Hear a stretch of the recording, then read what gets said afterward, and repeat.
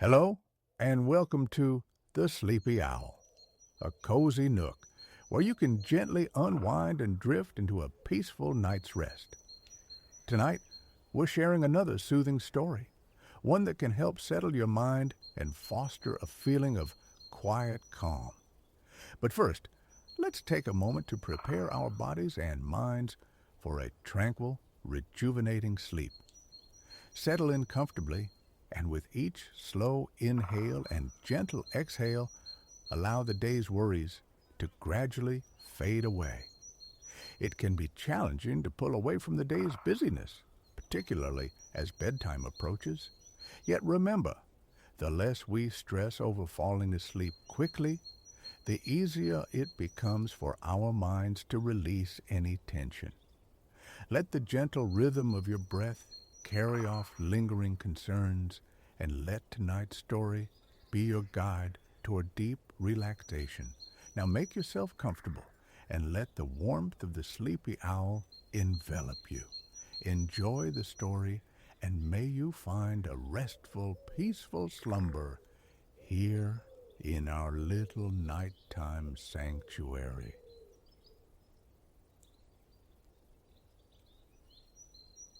We venture first into a woodland realm, undeniably lovely, yet humming with an uncommon resonance, a thrum of enchantment.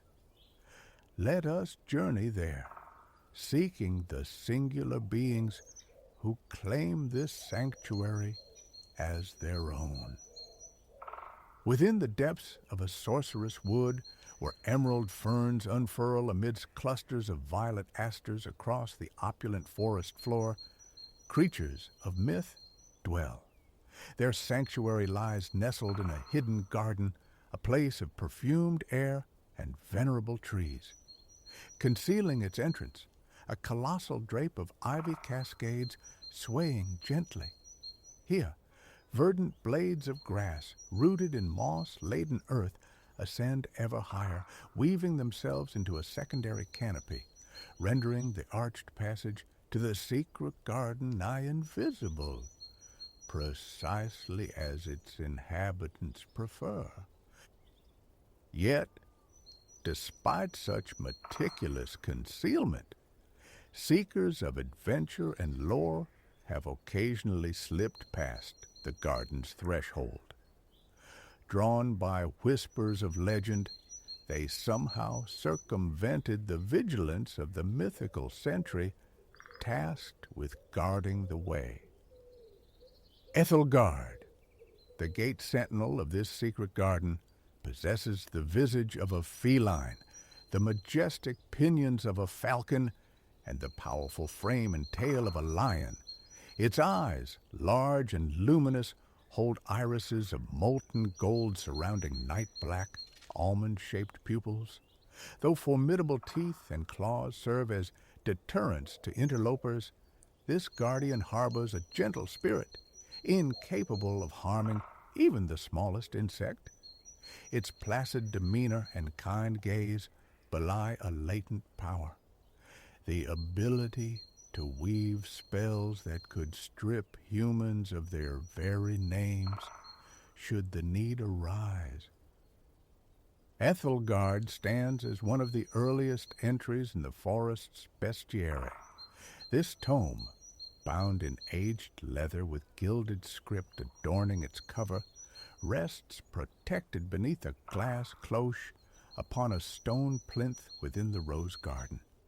It meticulously chronicles the garden's diverse denizens, their arrivals, their unique talents, and their designated roles. Ethelgard's commission, guardian of the gate. Behind the flowing ivy veil, the arched gateway itself is draped in blossoms of pink and white, shaped like tiny, delicate hearts.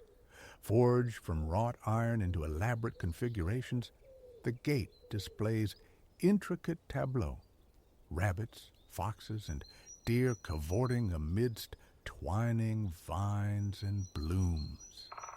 A fairy tale rendered in metal. While on duty, Ethelgard assumes its favored posture, prone, forelegs extended, hind legs tucked neatly at its sides. When tedium sets in, a frequent occurrence, the sentinel might meticulously groom a paw, indulge in a languid stretch, or simply succumb to slumber, awaiting arousal by one of the garden's knoll folk. Now, the knoll folk of the secret garden, though diminutive in stature, lead lives filled with significant undertakings. These diminutive horticulturalists, identifiable by their weathered complexions, flowing white beards, and distinctive conical caps, are the dedicated custodians of this hidden Damascene. They reside in a quaint hamlet just beyond the gate, amidst oval flower beds and towering evergreens, dwelling within hollows scooped from the bases of ancient trees. Their leisure hours are often spent knitting robust sweaters and socks from yarn they diligently spin from bamboo grasses. The knoll folk labor tirelessly, ensuring the vitality of their cherished garden. This duty extends to overseeing certain mythical residents who feign industriousness while secretly shirking their tasks. The Glimmerwings, in particular, exhibit a pronounced inclination towards idleness, over-industry.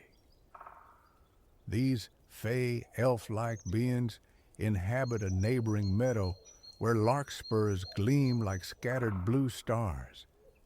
Though bearing a superficial resemblance to fairies, Glimmerwings are distinguished by their pointed ears and 4 elongated dragonfly-like wings. Designated as the garden's assessors, they flit above the meadow, clutching minuscule clipboards. Their reports to the knoll folk concern the quality of nectar, favored by the garden's industrious bees. Frequently, however, the Glimmerwings abandon their assessments, drawn instead to forage for plump blackberries ripening in thickets near the cherry blossoms. The cherry blossom field unfolds as a panorama of pink, where countless petals drift from mature trees, carpeting the ground in a soft, rosy sea. This captivating locale is the domain of Sylvana, the 9-tailed vixen. In her innate aspect, this cunning creature resembles a fox of elegant proportions with long, slender legs, a sharply pointed muzzle, and a coat of purest white that shimmers under the sun. Yet, she is a shapeshifter, sometimes adopting other guises. Her occasional mimicry of a knoll folk proves a source of considerable irritation to the genuine article. Sylvana ranks among the forest's most ancient inhabitants. Her kind accrues up to 9 luxuriant tails throughout their long lives, currently possessing 7, each a distinct hue of the rainbow, a testament to her venerable age, a topic she politely avoids. She safeguards her very essence within a spherical gemstone. This jewel, radiating a gentle, warm yellow luminescence, is the fount of her life and magic. It remains hers alone, typically nestled within her most voluminous tail, guarded with unwavering vigilance. When assuming other forms, she wears it upon a collar of white leather adorned with tiny golden stars. A favored transformation is that of a panda, whose black and white fur complements the collar handsomely. In her natural vulpine state, she delights in passing the hours beneath the cherry trees, meticulously grooming herself as pink petals descend like silent snowflakes. 2 centaurs also grace the garden with their presence. They cherish strolls through the cherry blossoms during the early morn, when dew kisses nearly every leaf and petal. These beings, part human, part equine, are siblings, yet strikingly dissimilar in appearance. Corbin, the brother, stands a commanding 7 feet tall, boasting the glossy mane of a black stallion, skin of olive tone, and eyes of hazel hue. Lyra. His sister, slightly shorter at 6 feet, possesses a fair complexion touched with rose and eyes the color of aquamarine. Her platinum blonde mane cascades in a thick, lengthy braid, reaching almost to her knees. Corbin and Lyra shoulder a vital responsibility. They are charged with discreetly guiding unexpected visitors back towards the arched gate, where Ethelgard can then erase their memories of the secret garden. Subsequently, they observe as the oblivious guests depart through the ivy curtain. Though the rarity of such intrusions means their duty is seldom performed, they approach it with utmost seriousness, partly owing to their strong camaraderie with the Knoll folk. According to Knoll folk wisdom, intruders, particularly humans, present a significant peril to the garden's delicate balance. Humans, they lament, precipitate all manner of disturbances. They pluck golden blooms with no thought for the gentle ogres who meticulously tend them. They carelessly tread upon beds of scarlet poppies and pink tulips, cultivated with care by Asterion, the bloom tender.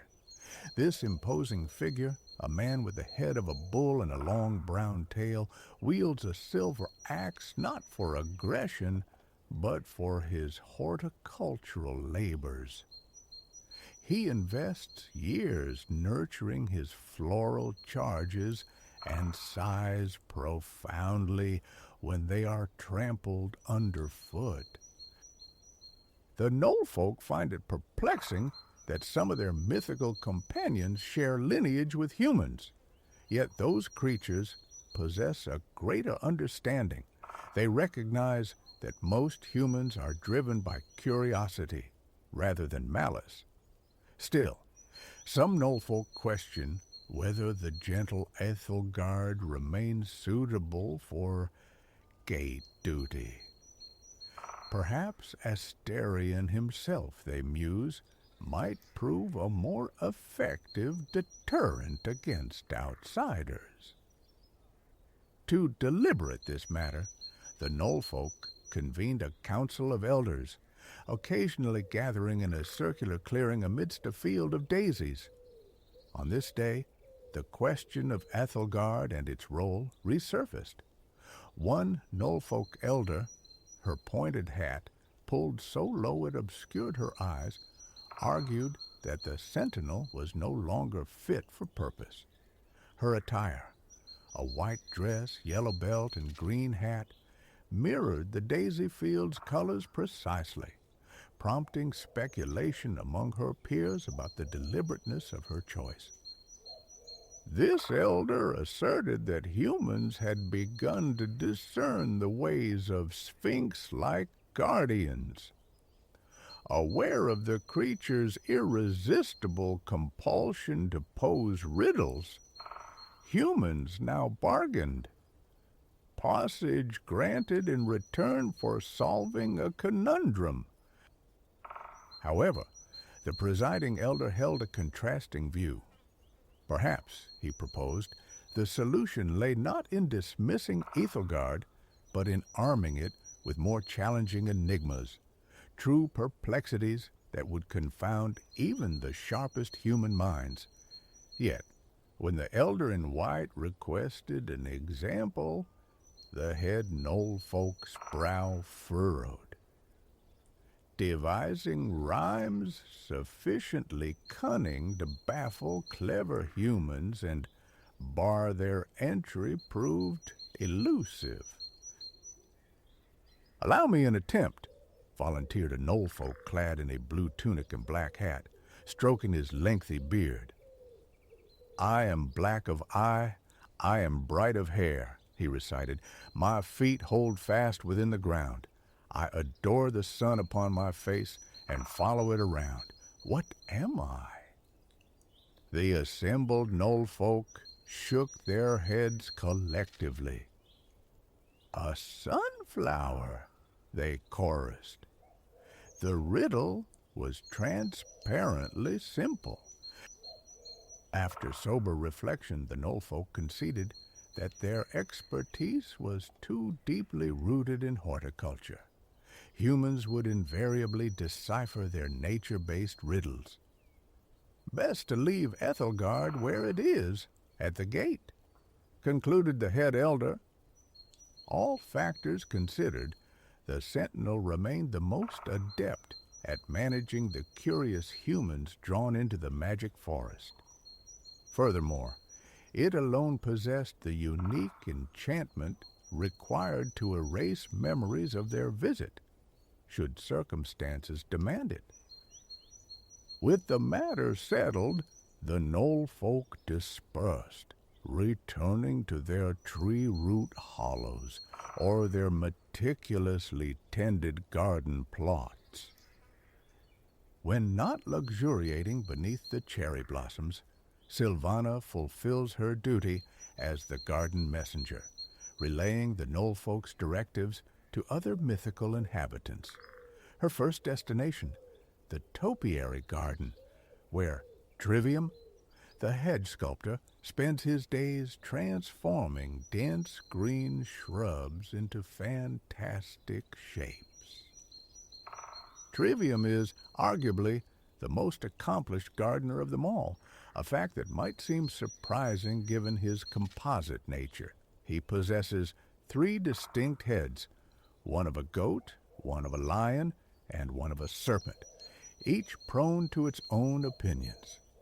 Yet, the one pursuit they unanimously enjoy is gardening. When engaged in this art, his 3 heads function in harmonious concert, devoid of disagreement. Indeed, with 3 minds collaborating, he conjures magnificent creations born from a wealth of shared creative impulse. He cultivates tall boxwoods in varying shades of green, expertly shaping them with pruners, shears, and formidable loppers resembling giant scissors. His skill allows him to sculpt nearly anything the imagination can conceive. From solitary bushes, he carves contemplative gargoyles, hunched figures with fists propping up chins lost in thought.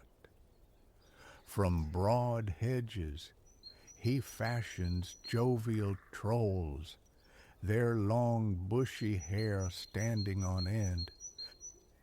His creations often honor fellow denizens of the secret garden. One such tribute depicts the great serpent, Ophidian Coil. Its role involves preparing land for new cultivation, achieved by plowing acres of soil with its formidable teeth.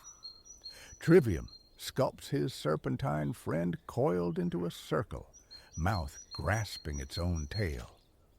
Adjacent stands a representation of Cinderwing, the majestic avian with plumage of scarlet and gold, and a flowing blue crest like a bridal train. Trivium shapes the Cinderwing topiary from a honeysuckle bush, whose red blossoms resemble firecrackers, and small golden flowers evoke sleigh bells. The choice of red and yellow blooms aptly reflects Cinderwing's fiery nature and periodic self-immolation. Equally deliberate is the placement of Cinderwing beside the serpent, acknowledging the ancient rivalry between these 2 immortal beings. On the subject of immortality, Ophidian Coil maintains that the garden holds space for only one creature, symbolizing the eternal cycle of rebirth, an endless loop of beginnings. Cinderwing concurs, having risen from its own ashes numerous times. However, Cinderwing refuses to yield the title of preeminent immortal to the serpent, often citing mythological seniority. The truth, however, is obscured by time. The origins of both are lost. Tales vanished in flames, according to Cinderwing. It once held an ancient papyrus scroll purported to definitively settle which creature held precedence in age. Papyrus, resembling tea-stained parchment, is derived from the stem of a grassy plant native to the Nile's banks and used for making paper, among other things. Cinderwing claimed this scroll detailed its own genesis, crucially pinpointing the date. When the Council of Elder Knollfolk convened to adjudicate the best immortal creature dispute, they requested Cinderwing produce this document. Crestfallen, the bird confessed it had incinerated the scroll long ago during a heated argument with Cash Arion. The griffin, Arion, once an ally, had declared itself the supreme mythical bird, exhausting Cinderwing's final shred of patience. Unable to contain the inferno within, it erupted in flames, inadvertently destroying the precious scroll clutched in its talons. How, Cinderwing argued before the council, could a griffin possibly deem itself superior to a phoenix? Griffins, after all, are hybrids, part eagle, part lion, not purely avian. Certainly, they possess keen intellect, a trait worn plainly on their eagle faces, and formidable strength derived from their leonine bodies and sharp talons. But this does not a great bird make. Cinderwing declared, a phoenix can live forever. What could possibly surpass that? What of a serpent that can live forever? Countered the head Knollfolk, gesturing towards Ophidian coil, which had been silently encircling the assembly. And so, with proof of its origins consumed by its own fire, Cinderwing reluctantly agreed to share the title of Premier Immortal with the serpent, conditional upon the council's acknowledgement that the mighty Cinderwing was, unequivocally, a finer bird than Arion. Agreed, decreed the Council of Knollfolk, and the matter was concluded. As twilight deepens, most creatures conclude their labors in the secret garden. The sun has now dipped below the tree line of the magic forest. Yet, for 2 inhabitants, the late shift is just commencing. Jotun, Frostbeard, the frost giant, emerges from his shadowed cavern as the celestial expanse blackens, sprinkled with myriad stars. This colossal being's form is sculpted from dark blue ice, multifaceted like a masterfully cut gem. He bears 2 horns of glacial blue, eyes that glow with inner cold, and a beard composed of glittering white icicles. He wields a sledgehammer of gold and silver, often employed to clear terrain for new plantings. Jotun Frostbeard's cave lies at the garden's heart, within a modest mountain whose solitary peak just crests the forest canopy, an ideal vantage for his duties as Senior Irrigation Specialist, a title he bears with considerable pride. Poised atop the summit, the frost giant draws a deep breath. Upon exhaling, a cool, misty vapor drifts across the land. he disperses countless minute ice particles in every direction, blanketing the topiary garden, the cherry blossom field, and flower beds bristling with lupins resembling blue corn stalks. Jotun Frostbeard's breath also settles upon the intricate garden maze, fashioned from winding hedges that the centaurs can navigate blindfolded, a favored pastime. This icy exhalation supplements the morning dew, preserving soil moisture through the night until the sun returns to warm the garden's flora. Occasionally, however, his breath proves excessively cold, placing numerous flower and vegetable beds at risk of freezing solid. This is where the frost giant's steadfast four-legged companion intervenes. Emberhound.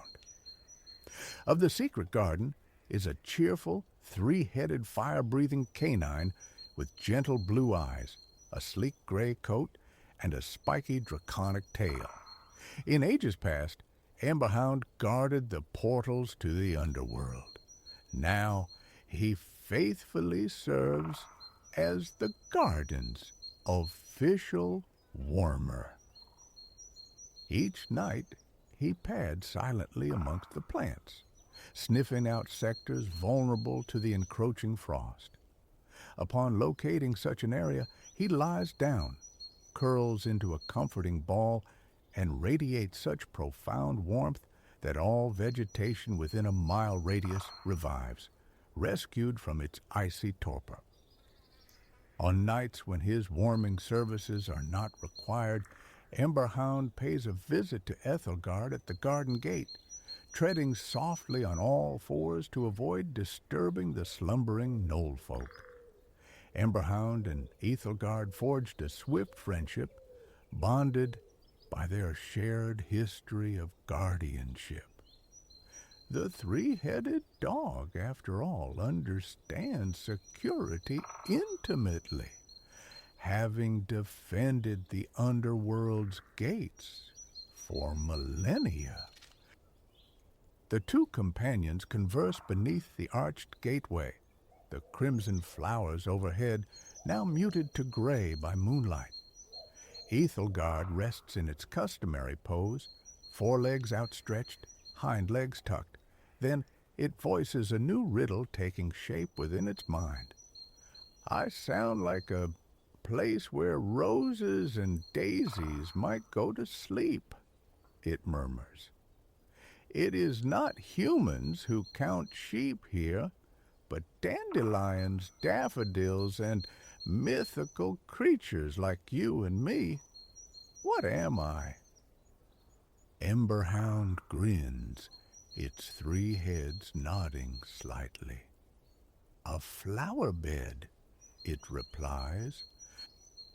As the two friends talk deep into the night, the secret garden beyond the gate rests peacefully beneath the star-strewn sky.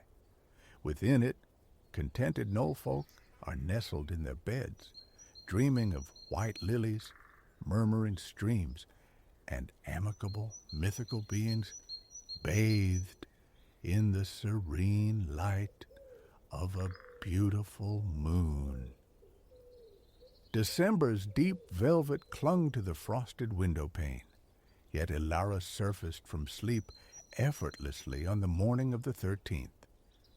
Outside, the world remained swallowed by a darkness profound as midnight. She slid from her bed, the warm, feather-stuffed eiderdown smoothed back into place with a practiced hand before her bare feet found refuge in woolen slippers lined with soft sheepskin.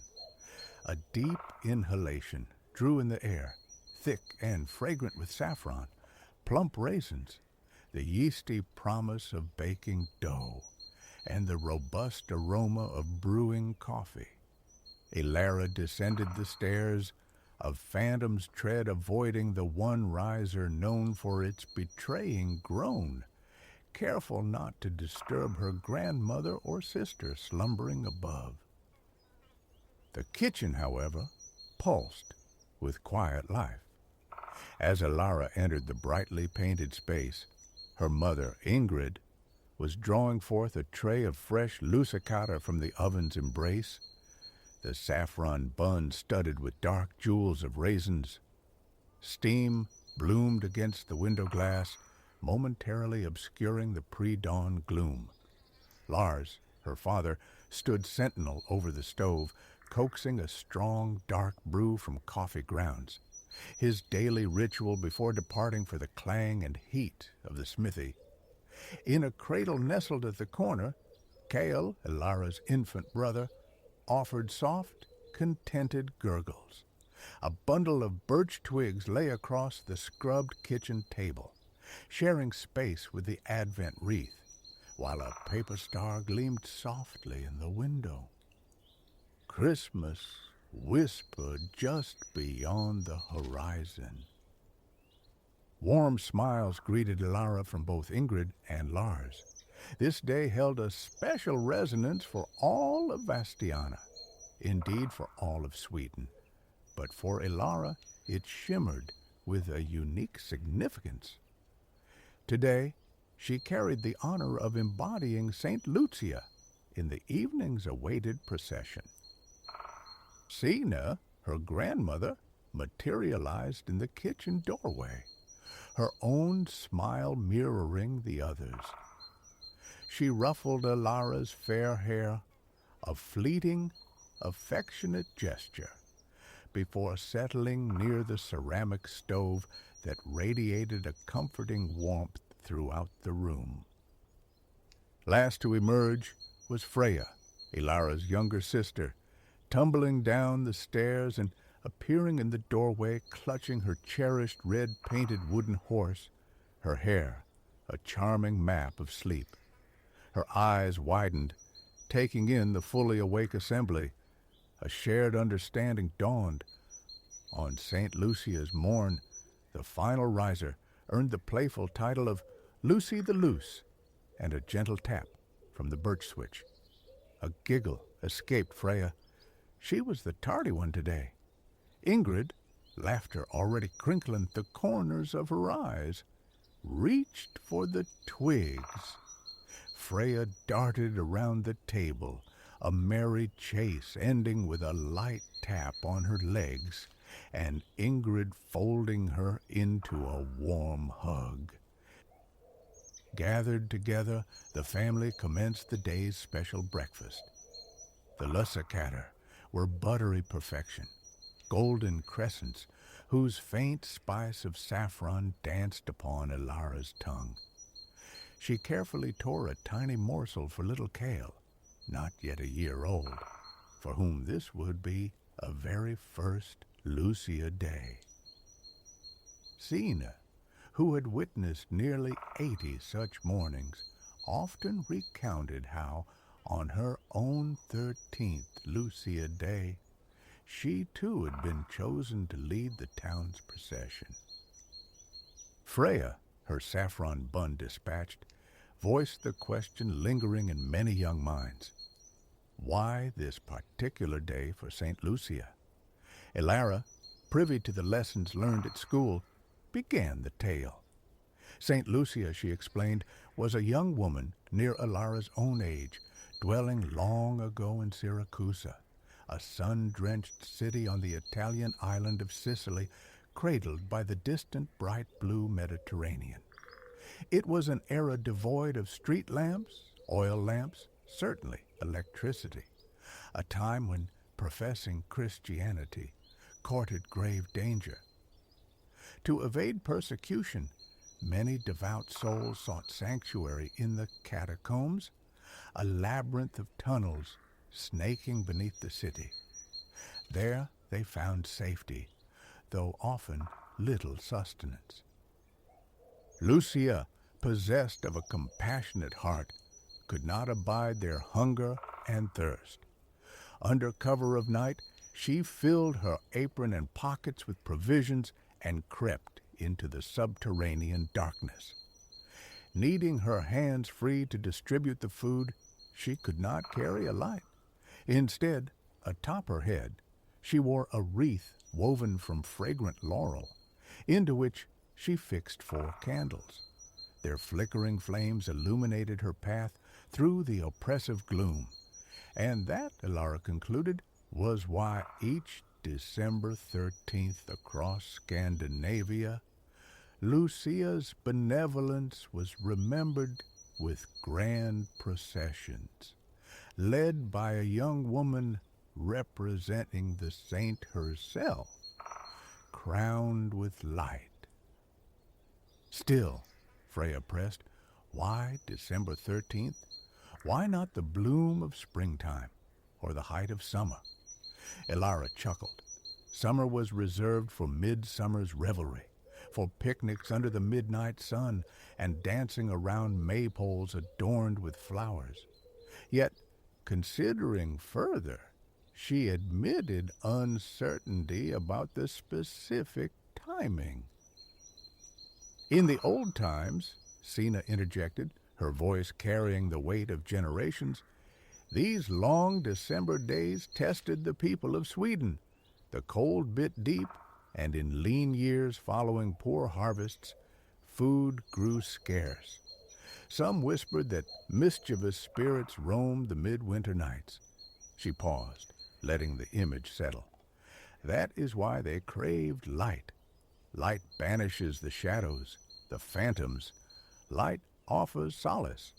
Even when bellies rumbled, a night of candlelit song and dance could lift spirits. Soon, Sina continued, her gaze resting on Elara, the year would pivot. The darkness would begin its slow retreat. But for these nights, darkness held Sweden fast in its grip. This was the time to celebrate the bringer of light.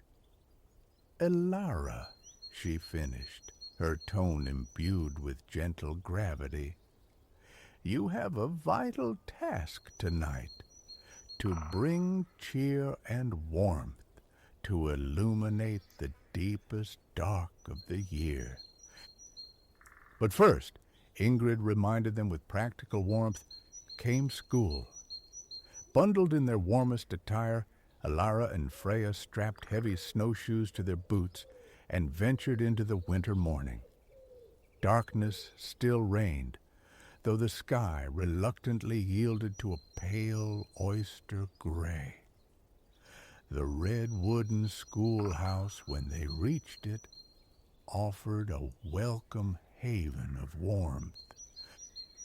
Inside, a festive current displaced the usual academic rigor. The classroom chalkboard displayed the stern pronouncements of grammar rules and the geometry of triangles.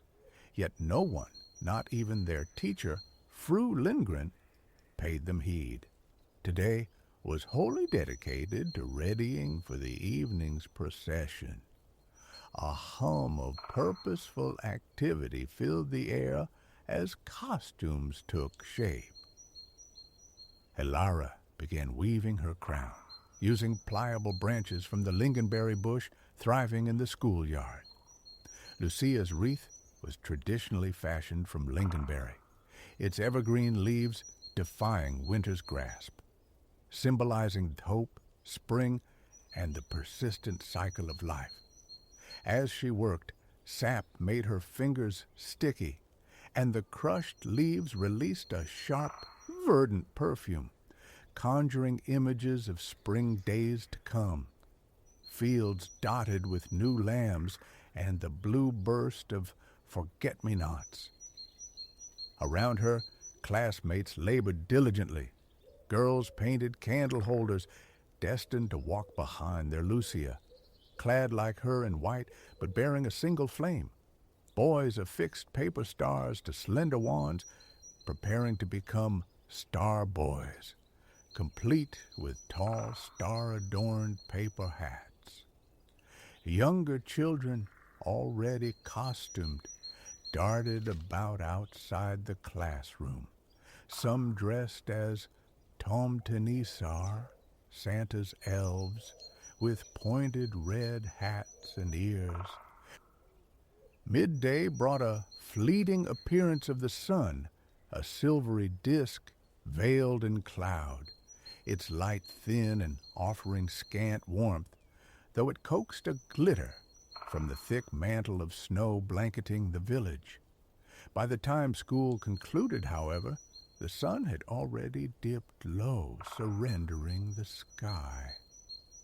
Complete darkness had fallen by the time Elara and Freya reached home.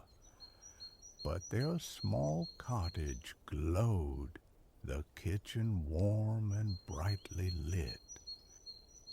Ingrid, dusted with flour, had been baking ceaselessly. To honor the sustenance Lucia carried into the catacombs, tradition dictated a feast of warming treats. The sisters arrived just as extra hands were needed to roll out dough for pepperkakor, the crisp, spiced gingerbread biscuits enjoyed after the procession. Ingrid handed Elara a rolling pin. Together, they coaxed the fragrant dough into a thin, even sheet that commanded the entire kitchen table.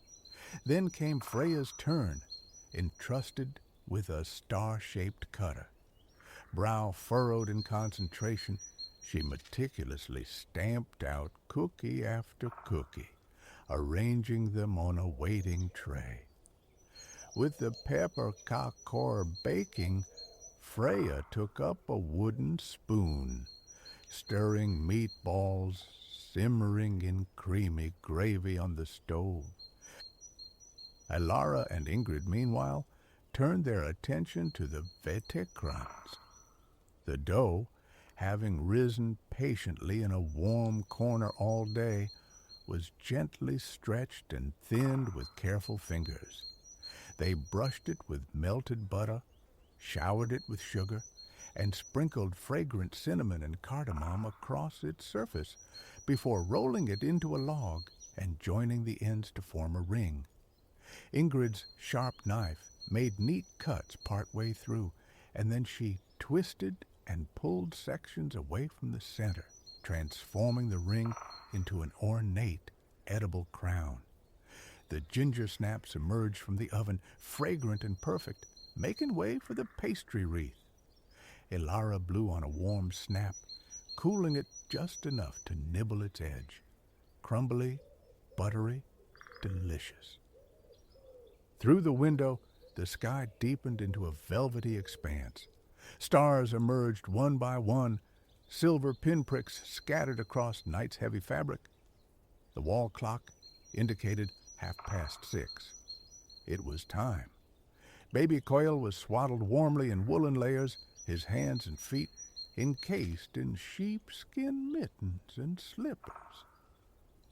Freya donned her best wool coat, her pointed red elf hat held ready. Elara splashed her face at the basin, scrubbed behind her ears with soap, and brushed her hair until it gleamed.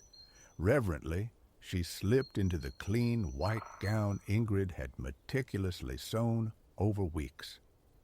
Never had she worn such a beautiful garment. Tiny pearly buttons marched down the front. Delicate white leaves and flowers embroidered the hem and sleeves.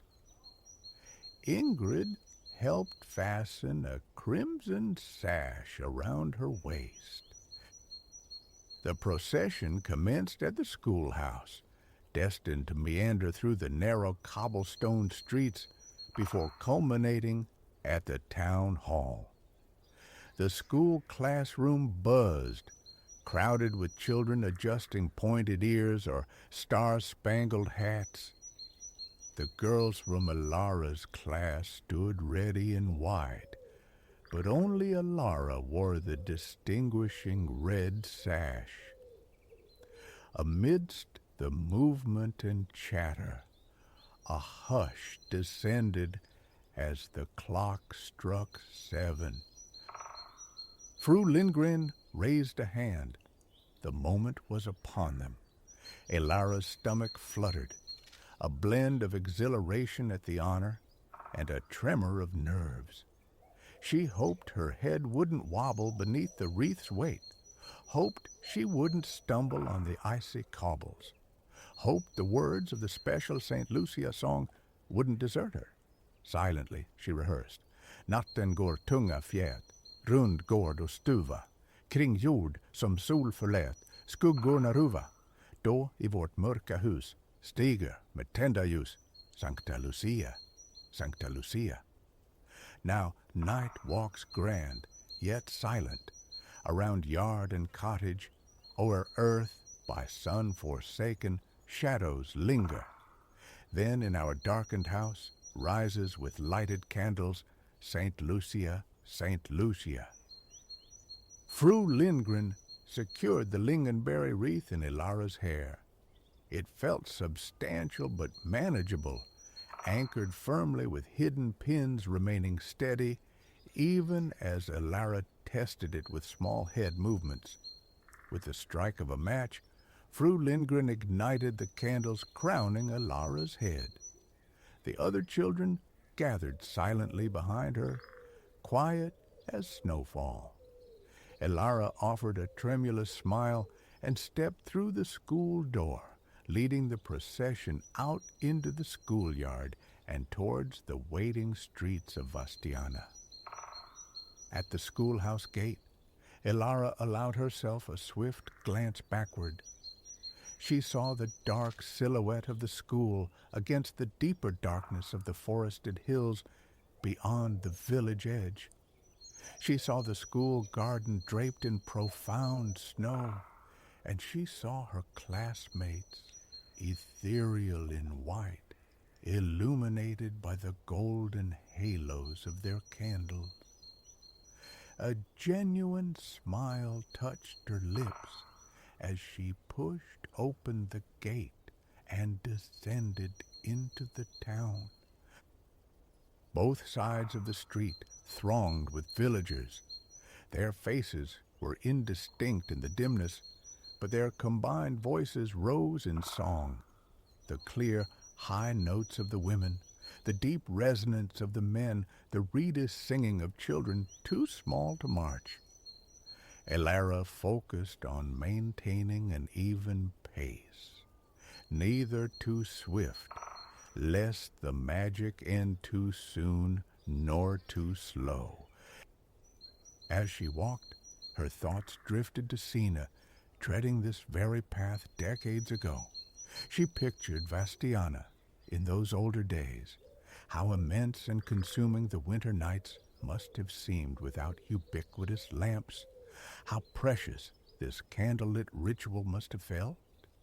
Her mind journeyed further to young Lucia in Siracusa, bravely lighting her way through the catacombs' oppressive dark.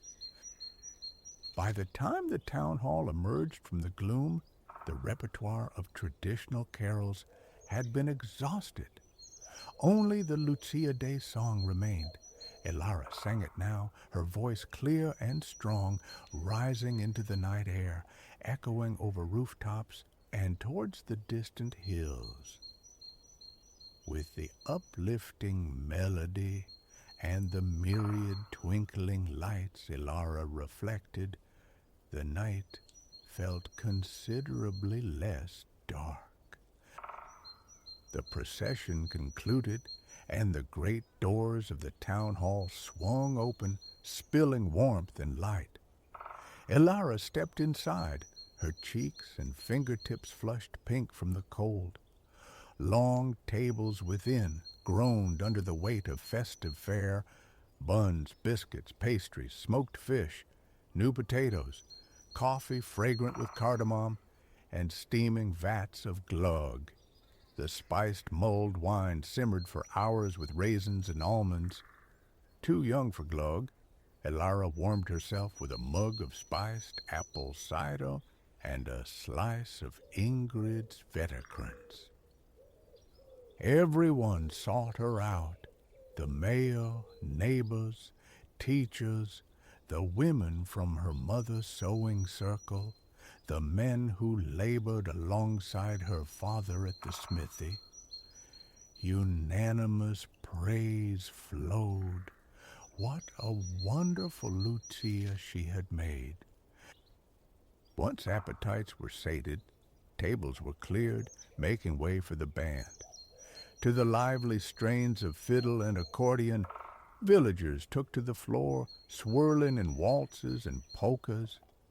Elara danced too, once around the room with Lars, twice with her cousin Sven, and once, just for the sheer joy of it, she waltzed with Freya. The adults continued, but weariness began to claim Elara. Finding an empty chair, she curled up, watching the dancers, older couples moving in comfortable silence, younger pairs flashing shy smiles. Lars tapped his foot rhythmically. Ingrid gently rocked baby Kyle, deeply asleep, swaddled in her shawl. Some villagers, honoring tradition, would remain awake all night, dancing, singing, eating, drinking, sharing stories until dawn broke. But not Elara. As midnight chimed, her yawns became irrepressible. Ingrid and Lars guided her home through the quiet snow. Changed into a fresh nightgown, Elara climbed into bed. She listened to the settling sounds of the house. Freya shifting beside her, Sina tucking Kale into his cradle, the low murmur of Ingrid and Lars's conversation. Gradually, the sound softened, fading into stillness.